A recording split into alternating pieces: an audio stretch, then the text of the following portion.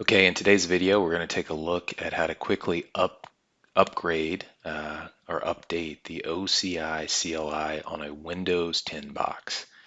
So for starters, we're going to go down to PowerShell, and we're going to open up PowerShell as administrator.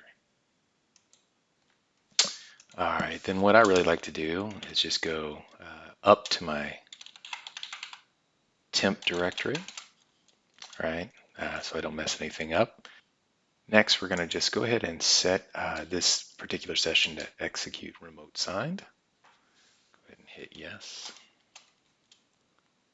For the sake of today, I'm just going to do OCI-version so you can see where we are. So you can see I'm currently on 2.14.3. We're going to go out after this and just grab the install file from GitHub.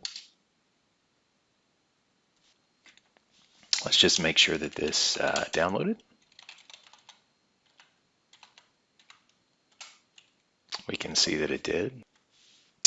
All right, now, before we install the new version, what we're going to do is go out here to our lib directory where our old version was installed. Simply just hit delete this folder. All right, now we can come in here and install the new version. All right, so this actually takes a couple minutes. I'll just fast forward it for you.